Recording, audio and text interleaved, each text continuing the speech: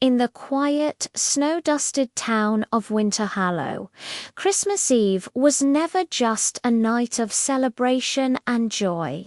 For the townsfolk who knew its dark history, it was a night of whispers, a time when the biting cold carried more than just the promise of snow. Our story follows Emma Turner, a young woman making her way home as a sudden, fierce storm began to blanket the town. The streetlights flickered, casting long, dancing shadows on the empty streets. The air grew unnaturally cold, eerily still, silencing every sound except the crunch of her own footsteps on the fresh snow. As she hurried, clutching her coat tight against the bitter wind, she felt a profound sense of unease, as if 1,000 unseen eyes were watching her from the darkness between the houses. Her path led her across the old wooden bridge that spanned the frozen creek at the edge of town, a landmark most locals avoided after dusk, especially on this particular night. As she reached the center of the bridge, the wind died down completely. The silence was absolute, heavy and suffocating. Then a faint, chilling whisper slithered through the air, seeming to come from everywhere and nowhere at once. It was a single word, her name, Emma. She spun around, her heart pounding against her ribs. "Who's there?" she called out, her voice trembling, swallowed by the vast, silent cold. There was no one. The street behind her was as deserted as the one ahead. She told herself it was just the wind, a trick of the mind. But as she turned to continue her journey, a figure began to materialize at the far end of the bridge. It was pale, almost translucent, a ghostly form shimmering in the dim light. Its eyes glowed with an icy blue fire, and a low guttural rumbling seemed to emanate from the very air around it. "Help us," the spirit's voice echoed, not loud, but carrying a weight of ancient sorrow that chilled Emma to the bone. She gasped, stumbling backward, her survival instincts screaming at her to run, but her feet felt rooted to the spot. The cold wasn't just in the air anymore.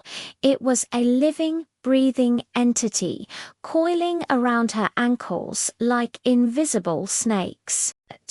She tried to move, to flee, but her muscles refused to obey. That's when she saw it. The snow on the ground around the bridge began to shift and churn. First one hand, then another, skeletal and grey, pushed up from beneath the frozen earth. One by one, ghostly figures rose from their shallow graves, their faces twisted in masks of frostbitten agony. They were the lost souls of Winterhollow, the ones the town tried to forget. Their whispers overlapped, a horrifying chorus, hissing in unison, "This night, we rise." Frost began to creep up her boots, a living ice that climbed her legs with terrifying speed. "No, let me go," she cried, her voice a desperate plea lost in the rising storm. But Winterhollow had its own rules, ancient and cruel rules that had been set in stone long before she was born. On Christmas Eve, the town demanded a sacrifice. The spirits swarmed around her, their faces inches from hers, their breath a cloud of frozen despair. One of them, the leader, spoke with a voice like cracking ice. Every Christmas Eve, it declared, a living soul must join the frozen ones. Tonight, "It is your turn," Emma screamed, a raw, primal sound of pure terror, but the howling wind snatched it from her lips, carrying it away into the night. The old wooden bridge began to freeze over completely, the ice encasing her legs, her waist, her chest, until she could no longer move, could no longer breathe. Emma Turner had been chosen, claimed by the frost and the restless spirits of the bridge. By dawn, the storm had vanished as quickly as it had arrived. Winterhollow awoke to a serene Christmas morning covered in a gentle blanket of fresh snow. The sun cast a beautiful, deceptive sparkle on the landscape. The storm was gone, and so was Emma. No one knew where she had gone. No one asked. They simply went about their day. But if you were to walk by the old wooden bridge that morning, you would see something new.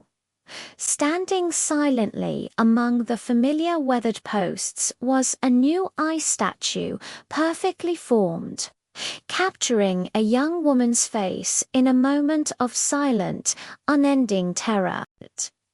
The town moved on, as it always did, choosing to forget. But deep within the ice, where Emma's soul was now trapped, a new whisper began to stir, waiting for the snows of the next Christmas Eve. And that whisper, echoing the fate she had suffered, promised one thing: next Christmas, I will call for another.